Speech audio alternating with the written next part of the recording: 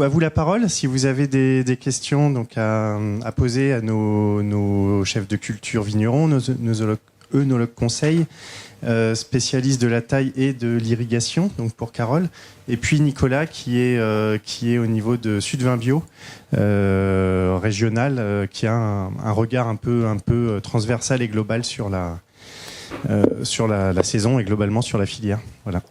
Juste avant d'ouvrir la question à la salle, peut-être que les deux vignerons, les deux domaines qui sont là, moi je suis assez intéressée d'avoir votre retour sur les présentations qui ont été faites. Comment vous avez vécu justement ce millésime, tous les deux, et la gestion en particulier des phénomènes un peu extrêmes.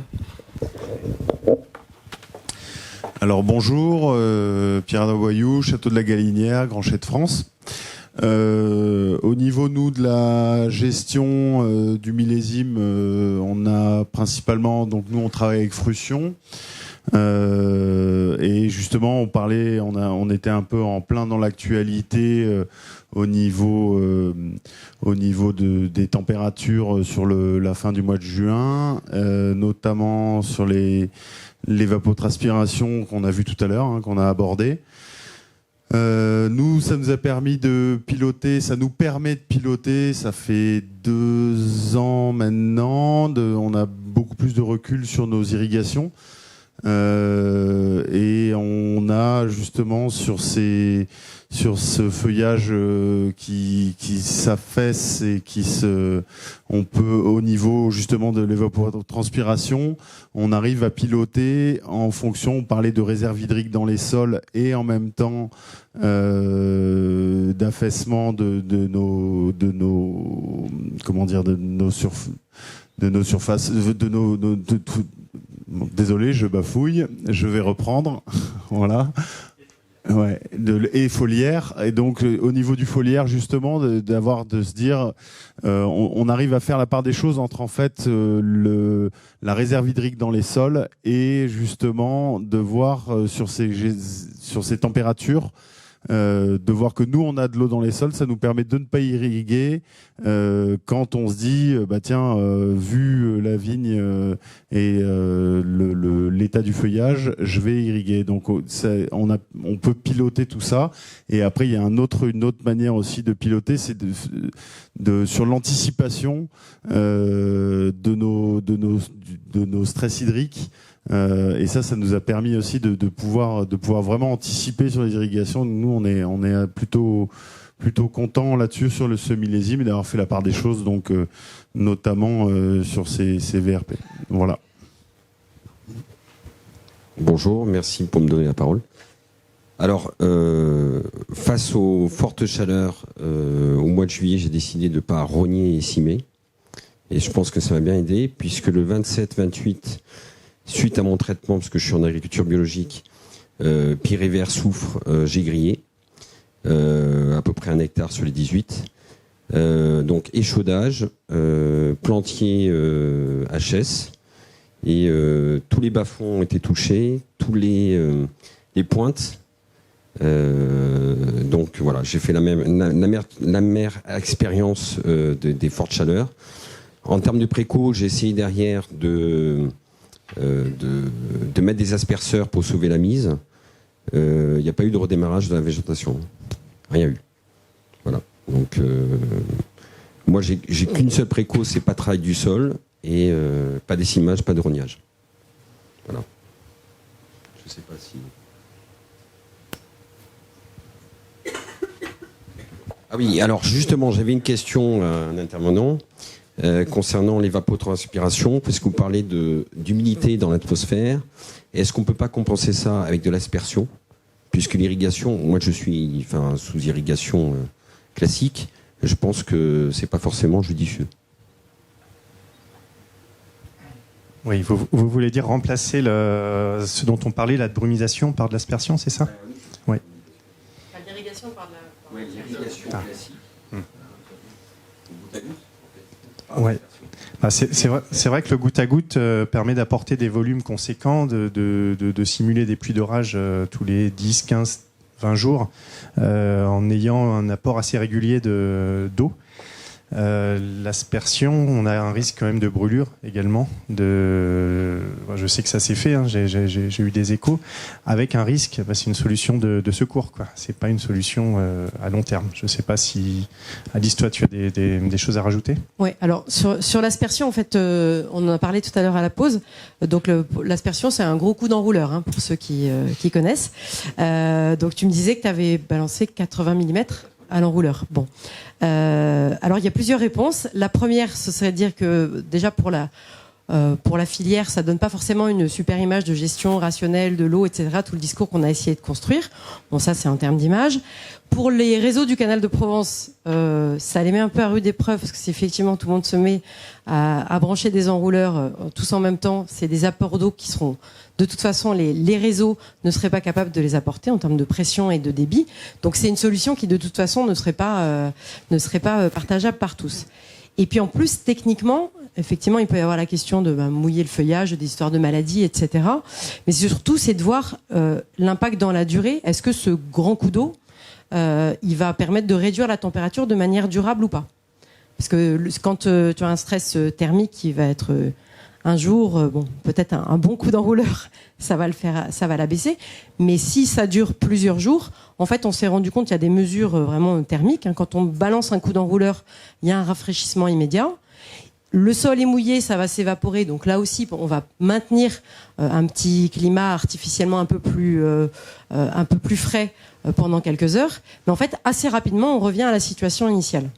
Donc c'est pour ça que nous on propose, et c'est des choses qui commencent à voir le jour en Australie, au Chili, en Californie, c'est plutôt de faire comme les salades dans les supermarchés. Donc un petit refroidissement, utiliser l'eau, mais avec des petits pulses, très très très peu d'eau, pour pouvoir maintenir une atmosphère un peu plus fraîche pendant le pic de chaleur. Donc c'est la chambre d'agriculture du Vaucluse par exemple a commencé à faire des essais à Piolinc. Nous on va en lancer aussi ici très probablement dans le Var parce que c'est là où on est sûr d'avoir des vagues de chaleur à peu près systématiquement tous les ans. Mais donc la question de la brumisation, ça pourrait écréter en fait ce pic de chaleur avec pour le coup des apports d'eau qui sont gérables sur les ouvrages comme les ouvrages du canal de Provence. Quand on parle de la valeur de l'eau, on gaspille pas d'eau. Donc c'est peut-être la solution qui va se disséminer dans l'avenir. Dans la salle, on a la société Ombrea. Levez la main. Ils sont là-bas au fond. Ils font des ombrières photovoltaïques pour la vigne. Donc on a un test ensemble à Riance pour pouvoir, avec un petit peu d'ombrage, limiter le stress climatique. Donc, on entend beaucoup, l'aspersion, c'est une question qui vient régulièrement. Nous, on décourage très fortement l'utilisation de l'enrouleur pour les questions, les éléments que j'ai donnés. Après, en attendant mieux, je comprends que tu l'aies fait. Voilà. 80 mm qui allait un peu fort quand même. Voilà, je sais pas si Est-ce qu'il y a des questions ou des personnes qui ont été amenées à utiliser l'enrouleur ou d'autres systèmes ou qui ont un regard par rapport aux réactions, vraiment réactions terrain, réactions face aux observations sur la vigne? Est-ce que vous pouvez prendre le micro comme ça, la question enregistrée? Merci. Bonjour micro.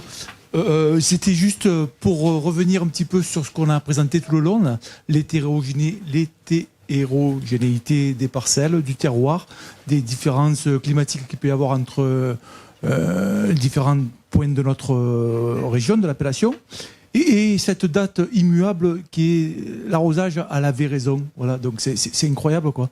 On en est encore... le 15 août, vous voulez dire? Oui, avec tout ce qu'on a inventé de différences de terroir et tout cela, il y a une date immuable calendaire qui est véraison, on n'arrose plus. Et ça me fait un petit peu sourire par rapport à ce que vous avez présenté tout à l'heure. Oui, bon, nous, ça nous fait soupirer. C'est vrai qu'idéalement, cette année, si on avait pu, on a tous irrigué le 14 août à 23h59. C'est d'après tout ce qu'on a observé, nos mesures, nos capteurs flux de sève, les forts VPD, les baisse de la baisse de disponibilité en eau dans les sols. C'est vrai qu'il a fallu anticiper cette interdiction du 15 août. Idéalement, il n'y aurait pas eu cette interdiction, il y aurait eu des irrigations au 20 août, 25 août, clairement. Ouais. Alors, la bonne nouvelle, c'est que je crois que ça commence à faire consensus que cette date est un peu absurde.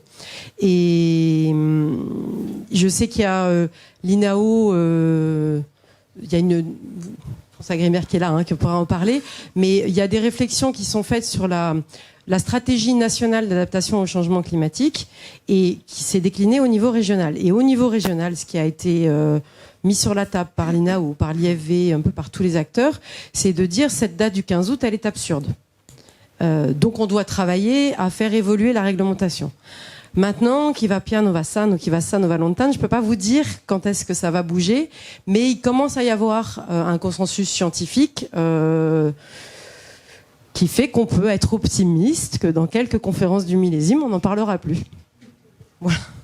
Je ne sais pas si vous avez d'autres infos de votre côté. Des échos. Okay. En fait, par rapport à la réflexion sur la grillure ou l'échaudage, j'en ai discuté avec d'autres vignerons en agriculture biologique et en fait, on a raisonné calendrier arrêté préfectoral par rapport au Pirée vert et pas forcément plante. Donc souvent, on raisonne procédure législative et pas souvent plante, l'état de stress de la plante. Donc on a tous traité entre le 25 et le 28 et malgré la nuit, et en fait on s'est rendu compte que les parcelles qui étaient traitées à partir de 4 heures du matin ont été moins touchées puisque la chute de température était réelle que celles qu'on avait traitées à 9h, 10h du soir. Voilà. Donc j'ai les deux micros, je vais faire stéréo. Nicolas, tu peux nous apporter un petit regard sur justement ces histoires de Pirée vert, de soufre, de grillure. Qu'est-ce que tu as observé, toi ? Ouais, peut-être en 2 mots, juste pour me présenter. Donc, je suis Nicolas Constant, je suis de l'autre côté du Rhône, je ne suis pas de la région Provence, mais ça compte quand même. Donc, je suis au niveau de Sylvain Bio, donc une association de viticulteurs bio en Occitanie. On intervient ponctuellement en sud-est, de ce côté-ci du Rhône.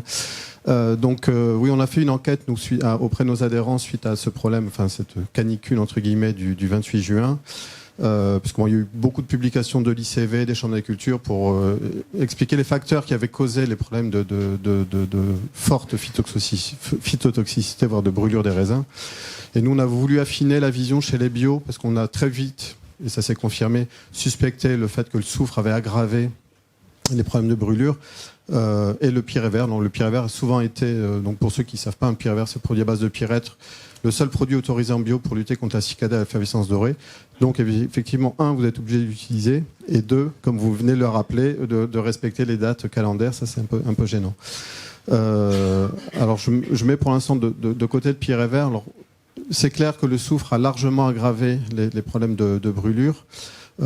Malgré tout, le principal facteur, c'était l'état hydrique des plantes. Alors, irrigué, pas irrigué, sol profond, ça pas profond.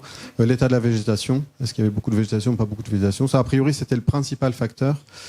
Ensuite, par rapport au traitement au soufre, a priori, une fois que j'ai dit ça, j'ai tout dit et rien dit, mais c'est la quantité de soufre qui était présente au moment du pic de chaleur qui a été déterminant. Alors la quantité de soufre, ça dépend de beaucoup de choses, de la date du dernier traitement au soufre avant l'épisode caniculaire. Donc ceux qui avaient traité dans les 5 jours et qui étaient dans des conditions de terroir propices à la brûlure, clairement ils ont eu des problèmes de brûlure, quelle que soit la forme de soufre et quel que soit le produit apporté. Ceux qui avaient traité, alors on a eu des témoignages de vignerons bio qui ont eu des problèmes de brûlure. Alors quand je dis brûlure, c'est sévère, c'est pas 2-3 bouts de feuilles qui ont brûlé, des brûlures sévères, même avec des traitements à 10 jours avant la canicule.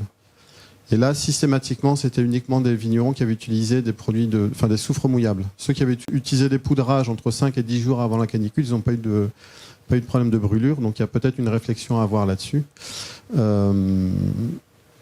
Et globalement, je pense, alors c'est vrai que là c'était ponctuel, ça nous a tous pris de court, techniciens et vignerons en 2019, il est assez probable que ce genre d'épisode qu'on a qualifié d'exceptionnel le soit de moins en moins, donc il va falloir réfléchir à la stratégie OIDIUM en bio pour éviter d'avoir à traiter dans les 5 jours qui précèdent un gros coup de chaleur. Donc là, probablement, il faudra revoir. Quand je dis revoir la stratégie, c'est pas uniquement switcher d'un produit à l'autre. Il va falloir avoir une approche beaucoup plus profonde. En gros, éviter d'avoir à utiliser des doses de soufre importantes au moment où les températures risquent d'être le plus élevées. Peut-être anticiper les premiers traitements, ce qu'on avait peut-être un peu tendance à oublier de faire ces derniers temps. Donc pour moi, en gros, le principal problème, c'était le soufre. Alors on sait très bien que le Pierre et Vert, donc c'est un produit huileux, donc il fait pas bon ménage avec le soufre. Mais de toute façon, effectivement, alors soit découpler les traitements, comme le produit, enfin l'avantage du Pierre et Vert, c'est qu'il est extrêmement rapidement dégradé. En 24 heures, grand maximum, il n'y a plus de produit. Donc l'impact qu'il peut avoir sur les problèmes de brûlure va être vraiment fugace. Si on l'associe au soufre, ça va d'autant plus intensifier les problèmes. Donc encore une fois, vous avez peu de solutions. Enfin, pour moi, la meilleure solution, c'est de ne pas utiliser le Pierre et Vert. Mais alors attention, que les choses soient bien claires, je n'incite pas à la désobéissance au civique. C'est se donner les moyens de ne pas utiliser de Pierre et Vert. Ça veut dire assainir le vignoble, enfin faire le nécessaire pour pas être en situation à avoir l'utiliser. Donc assainir le vignoble, faire les traitements, baisser les populations suffisamment tôt en saison pour pouvoir passer dans des systèmes d'aménagement de la lutte insecticide.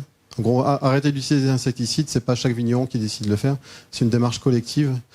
Et ça passe par l'organisation. Alors je sais pas exactement, je sais d'un département à l'autre, d'une région à l'autre, les fonctionnements sont un peu différents. Je connais pas bien ce qui se passe ici en Provence, mais c'est s'appuyer sur le réseau de l'OVS, donc la FEDON et les GEDON, pour sortir du cercle infernal des 3 traitements obligatoires, réduire la pression insecticide.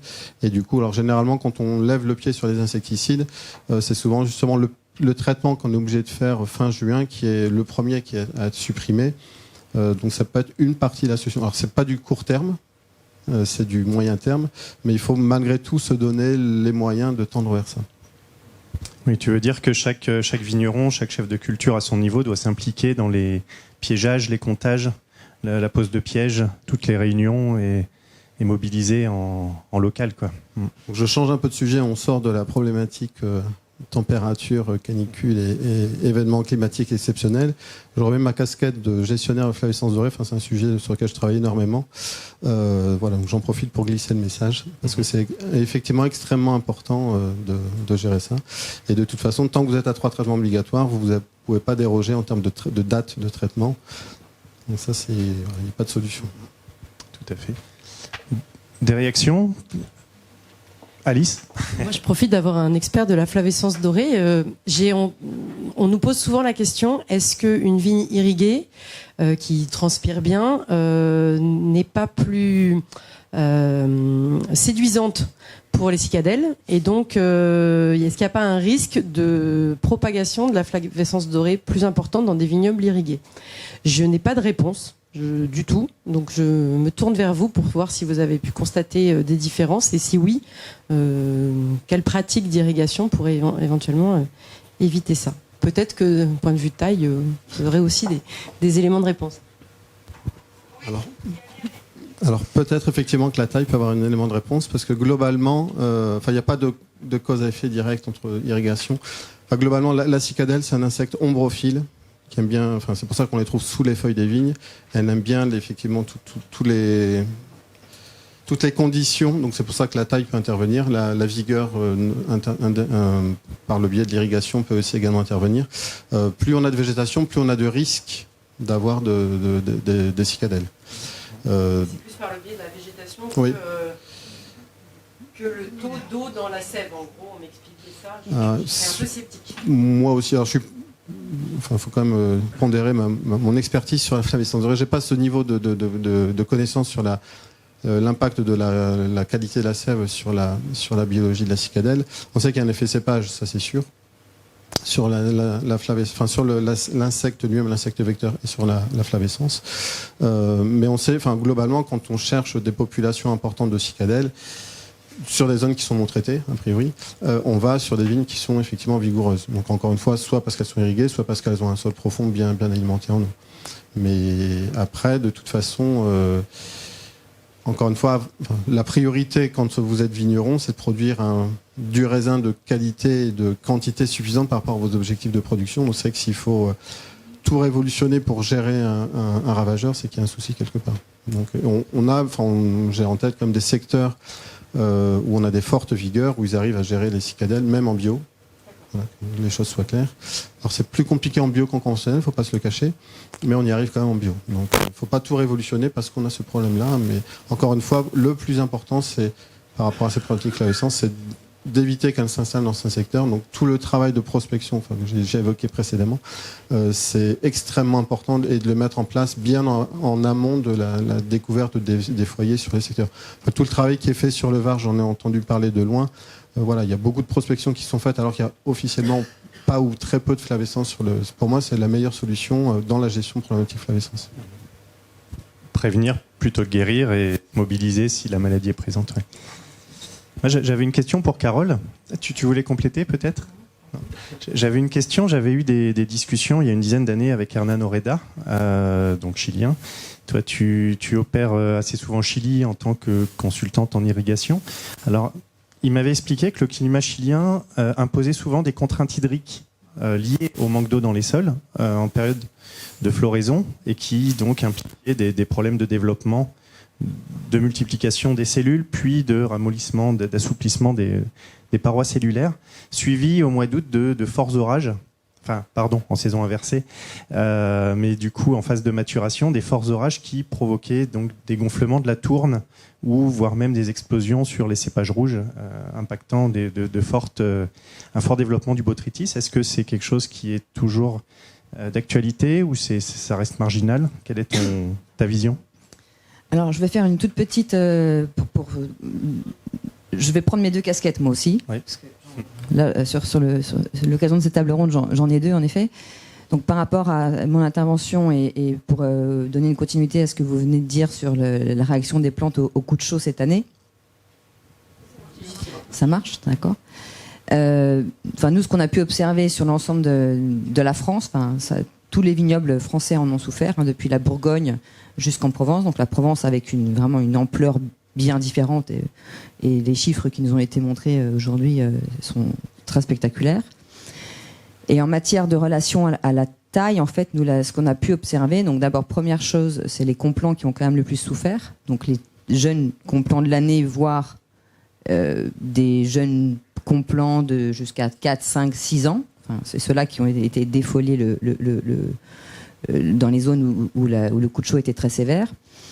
Et nous sommes allés voir chez certains clients, on pouvait voir dans les parcelles donc des pieds qui avaient véritablement séché, en fait, défoliés complètement, enfin une sorte d'apoplexie complètement brutale. Et lorsqu'on s'intéresse de plus près à ces pieds, quelle était un petit peu leur histoire, on va dire, de taille, on avait donc sur un même rang, donc ponctuellement la typique apoplexie. Donc la parcelle ou les parcelles dont je vous parle sont des parcelles qu'on reprend, donc qui sont âgées, donc qui ont leur histoire de taille. Elles ont des problèmes de dessèchement, sans doute également des problèmes d'amadou, d'esca installés. Et donc ponctuellement, quand même, on arrivait à trouver des piquetées entières ou certains plants dans la parcelle qui dessèchent complètement. Donc l'association que nous, on pense qu'il peut y avoir par rapport aux problématiques de taille et la résilience de la vigne en fait à ces coups de chaleur, c'est que sur ces pieds qui ont séché, on voyait bien que le dessèchement était bien plus sévère en fait, et donc ça n'a pas résisté. Si vous voulez, à la cavitation, il y a eu un phénomène d'apoplexie très important sur ces pieds. D'où mon intervention au début de cette session qui me semble importante chez vous, considérant donc ce phénomène climatique qui est arrivé cette année, qui peut arriver à nouveau l'année prochaine, dans 2 ans, dans 3 ans. Enfin, clairement, il y a une tendance. Vous êtes une région qui est, en comparaison et par rapport aux chiffres que nous a montré Thibaut, avec une fréquence de ces événements dans la saison qui sont beaucoup plus importantes. Donc, il est certainement une des régions où l'importance de produire des pieds qui arrivent à résister à ces phénomènes présente, on va dire, une importance bien plus importante que même dans d'autres régions où c'est également tout à fait fondamental. Donc ça, c'était pour la première partie. Pour répondre à ta question, Donc, parler d'irrigation au Chili, ça demanderait beaucoup de temps. Hein, parce que c'est ça. Le problème dans les pays irrigants, ce qui est très différent en fait. En France, la façon dont on aborde l'irrigation aujourd'hui est très très contrôlée. D'abord par rapport au début de date d'irrigation. Et les autorisations ont un début et une fin, donc par rapport à ce que vous veniez de parler. Moi, par exemple, cette année, j'étais assez surprise, parce que j'arrive un petit peu en France par rapport à ça, donc je ne suis pas toujours au fait justement des réglementations, donc je m'informe au fur et à mesure, juste par curiosité personnelle, et j'étais très surprise, par exemple, que les autorisations de début d'irrigation, pour moi, cette année, par exemple, étaient tard. Ponctuellement, cette année. Enfin, vu que il aurait peut-être fallu dans certains secteurs en fait commencer à irriguer plus tôt par rapport à ce que moi je comprends de l'irrigation et que je suis habituée à irriguer pas avec des dates si vous voulez donc voilà, mais bon, à nouveau de la même façon que ce que vous venez de dire, il y a peut-être un problème à discuter en France. Il y a toute une problématique autour de l'irrigation, voilà. Et au Chili, vous parliez de vapeur d'eau. On est sur des climats quand même en pleine saison où il fait 35, 36, 38 à l'ombre en plein été et avec des pourcentages d'humidité relative dans l'air où on arrive à descendre à 15%. Donc on a un vrai four en fait en permanence. Donc l'irrigation est absolument indispensable dans ces secteurs-là. Et la disponibilité en eau, suivant les secteurs et les régions, en fait, elle n'est pas la même. Donc, et l'habitude dans tous les pays irrigants pendant très longtemps, ça a été d'irriguer de façon plutôt courte et fréquente. Donc, on a des systèmes racinaires qui sont extrêmement superficiels. Voilà. Donc, qui sont donc soumis dès qu'il y a une pluie. On l'a vécu, c'était en 2017, chose absolument historique là-bas. C'est très rare quand même qu'il y ait des orages avant les vendanges. Enfin, en général, il pleut entre le mois de juin et le mois de septembre si on a de la chance. C'est-à-dire que ce serait comme s'il pleuvait du mois de novembre au mois de mars ici. Et l'été, il est extrêmement rare qu'il pleuve, et même avant les vendanges. On a pris, c'était donc en 2016, 120 mm, ce qui paraîtrait en France, 120 mm, c'est un très très gros orage, mais donc ça, on est quand même plutôt habitué chez nous. Là-bas, ça faisait 25 ans que ça n'était pas arrivé. Et ça a été une véritable catastrophe nationale. C'est-à-dire qu'on a perdu un volume... Les baies, moi, je les ai vus exploser sur place, véritablement. Les champignons, c'était très spectaculaire. Parce qu'en fait, on a des racines qui sont très superficielles et qui, donc, absorbent tout de suite, en fait, l'eau. Et par rapport à la division cellulaire, à la multiplication cellulaire, à l'élongation cellulaire, c'est quelque chose... Dans les pays irrigants, ils sont très très très à cheval là-dessus parce qu'en fait ils jouent sur les volumes en fait à ce moment-là. C'est-à-dire qu'il y a des irrigations qui sont placées spécifiquement à ces moments-là pour pouvoir augmenter la multiplication cellulaire ou pour pouvoir augmenter l'élongation cellulaire. Enfin, du moins c'est comme ça que eux ils le pensent et ils l'envisagent. Donc ça, et on fragilise ce qu'on voit très clairement, c'est qu'avec des irrigations qui vont être répétées, on va avoir une fragilisation également des peaux, donc une sensibilité aux maladies en cas d'accident climatique pré-vendange. C'est assez intéressant ce que tu dis parce que du coup la superficialité du réseau racinaire de la vigne, quand on va imposer des petites irrigations répétées par rapport à des irrigations qui viennent remplacer les pluies d'orage, on peut imaginer que en cas de sécheresse brutale, si on n'arrive pas à faire son tour d'eau, on va affecter le potentiel de récolte, on va affecter la vigne. Peut-être pas dans sa pérennité tout de suite, mais elle risque de prendre un gros coup. Et ce que tu apportes comme élément, c'est que aussi ce système racinaire superficiel, en cas d'excès d'eau, en cas de pluie qu'on peut pas prévoir ni éviter, on va aussi avoir des conséquences directes sur la qualité de récolte, du coup. Ouais. Et moi, ça fait depuis 10 ans que je me suis vraiment spécialisée sur ces problématiques d'irrigation là-bas. Et chez nous, donc, on n'a pas tellement l'habitude de pratiquer ces fausses pédologiques, mais là-bas, ils sont... Moi, dès que je vais au Chili, c'est un minimum par jour de 10 fausses pédologiques par jour qui sont faites soit à la main, soit à la rétro, pour en fait voir l'évolution du système racinaire et de comment l'eau infiltre en fait dans les sols, en fonction de la qualité du sol, en fonction de la préparation. Voilà, donc... ce que moi j'ai eu l'habitude de dire aux Chiliens un petit peu petit peu pour plaisanter, parce que c'est très courant de voir ça, où on voit des systèmes racinaires qui sont installés sur 50 cm à peine, avec des racines qui vont remonter, par exemple, qui vont être complètement noires, pas presque pourries, en fait, avec des champignons qui se développent, en fait, sur les racines, dû, en fait, à l'excès d'eau, en fait. Et en dessous, c'est sec. Et on arrive à avoir des manifestations sur ces pieds de vigne où on va arriver à sécher les pieds, en fait, par excès d'eau. Donc c'est en surface, ouais. Parce qu'en fait, on asphyxie, en fait, le système racinaire, et c'est des vignes qui vivent... Moi, j'ai l'habitude de leur dire, la vigne ne sait pas nager, en fait. Elle sait faire beaucoup de choses, mais non, nager, elle ne sait pas faire. Donc, trop d'eau, ou la mauvaise répartition, en fait, de l'eau. Ça, lorsqu'on rentre dans un système irriguant, c'est extrêmement important d'avoir ce paramètre en jeu, parce que je vous ai parlé de la santé, donc du système vasculaire superficiel, donc c'est la partie immergée de l'iceberg, et puis il y a la partie moins visible qui est tout le système racinaire. Sa santé est extrêmement importante également, ses possibilités de croissance, et en conditions irrigantes, donc l'irrigation, je trouve, est un outil formidable en viticulture et dans certaines régions obligatoire, nécessaire. Donc, savoir l'utiliser pour permettre au système racinaire de se développer, et il n'est pas du tout impossible de développer un bon système racinaire profond sous irrigation. C'est même parfaitement possible. Maintenant, il faut adapter la façon d'irriguer. Oui, tout à fait, au contexte, à l'année, et puis bien évidemment au type de sol, au type de production, mais on imagine bien que des apports répétés, espacés, mais plutôt massifs, auront une meilleure efficacité dans le fait d'aider les racines à plonger. Ouais. Est-ce que vous voulez réagir?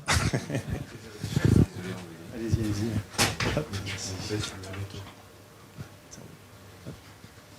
Okay. Est-ce qu'il y a des réactions par rapport à ça, cette vision vraiment de l'irrigation par rapport aux racines, la vigueur et tout cet ensemble? Est-ce que nos deux œnologues veulent prendre la parole pour un mot de la fin? Est-ce que le goutte à goutte enterré serait peut-être une solution? Alors moi, je peux apporter parce que j'en connais des vignes qui sont, j'en ai vu. Il y en a, ça existe. Il y a notamment un très joli vignoble qui est installé là-bas avec un goutte à goutte à 60 cm de profondeur. Donc quand on fait des profils, en fait, c'est très intéressant parce qu'on voit effectivement les racines qui commencent à se développer à partir de 60 cm. Donc en matière pour faire plonger le système racinaire, ça marche très bien. Le gros inconvénient, pour ceux qui ont des systèmes avec des gouttes à gouttes, ils savent que des fois il y a des réparations à faire, voilà. Donc avoir un goutte à goutte enterré à 60 cm, c'est surtout pas pratique du tout pour pouvoir s'occuper de l'entretien, en fait, du système. C'est ingérable, en fait, d'un point de vue opérationnel. Alors,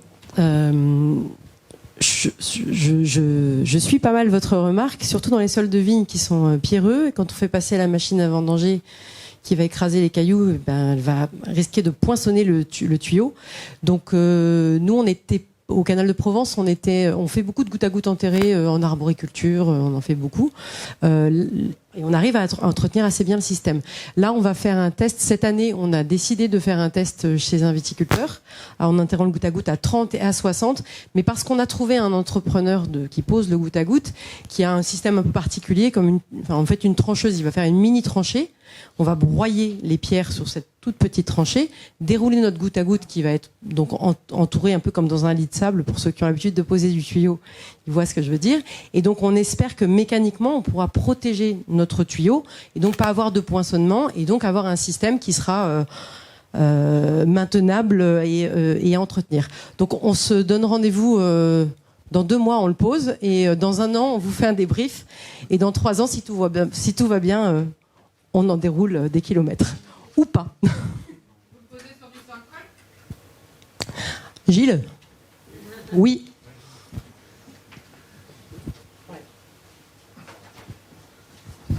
Marc, une question? Non, juste un petit commentaire par rapport à l'irrigation enterrée. On en a installé pas mal en Espagne, et maintenant les dernières installations, elles sont juste avant plantation, à 20 cm à peu près du pied, donc il n'y a pas l'effet mécanique, mais c'est pas sur tout type de sol. On va éviter les sols qui sont avec des pierres qui vont être trop pierreux. Voilà, on évite ça. Il faut surtout, c'est au niveau de la maintenance, il y a un gros travail à faire, mais c'est comme sur de l'irrigation en aérien, il y a énormément de travail à faire. Là, je suis en train de faire un audit dans le 34. Le gars, il a mis au niveau du sol, et maintenant, c'est de l'enterré. Et on a un coefficient d'hétérogénéité de 20%. Donc, c'est pas parce qu'on est en surface, suspendu ou en sous-sol, tout dépend de la maintenance. Voilà. Merci. D'autres réactions? Je passe la parole à Alice pour le mot de la fin. À moins que vous vouliez réagir. Ah, une dernière question. Une question pour le canal. Alors je sais que c'est pas parole d'évangile, mais y a-t-il un protocole ou des études réalisées pour savoir quand il faut irriguer? Quelle période? Par exemple, cette année, on a fait ça, enfin moi de mon côté, j'ai fait ça en fonction du coup de chaleur. Et j'ai attaqué au mois de juin. Honnêtement, j'ai attaqué au mois de juin. Alors peut-être...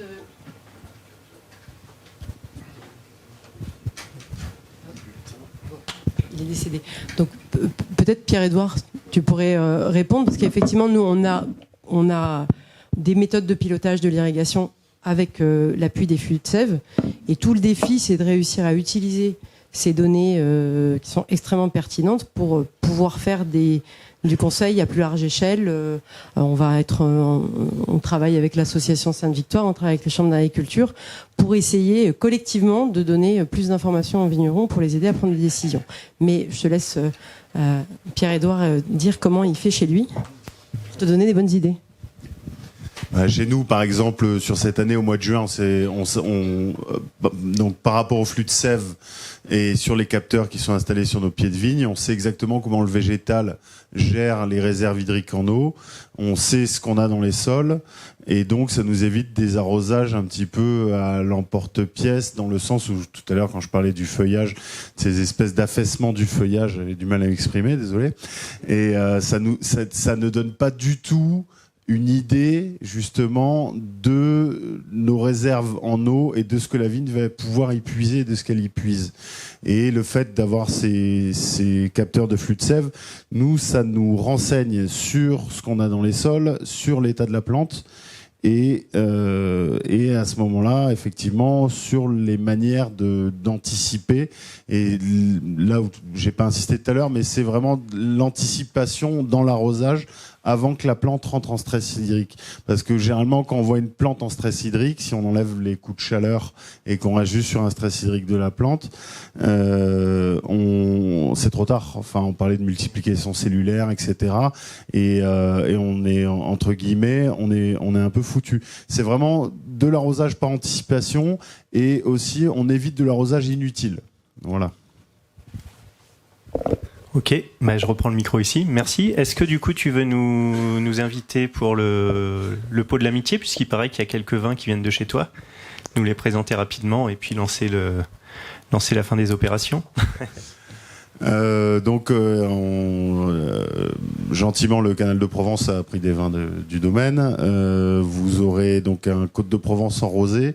J'espère qu'il sera en température. On les a mis un peu au dernier moment au frais. Donc Côte de Provence en rosé, vous verrez sur côté assez expressif et facile. Après, on a un Côte de Provence Sainte-Victoire, donc toute sur la finesse du Sainte-Victoire, la fraîcheur, avec une bouche bien enrobée je dirais plus de minéralité. Et ensuite, il me semble qu'on a mis un carton de rouge aussi en 17. Voilà, que vous pourrez découvrir aussi, avec des vins qui sont des rouges de la Guénière, qui sont plutôt sur la fraîcheur et la tension. Merci beaucoup. Merci aussi, je les remets aux sponsors de la conférence du millésime, donc Vinvention, Pélinck, Lafort, 360 Viti, et bien sûr la Société du Canal de Provence. Merci à notre président de nous avoir encore suivis cette année, et merci beaucoup à vous d'avoir participé à cette table ronde.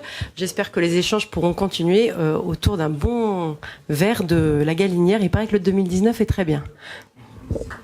Merci à tous.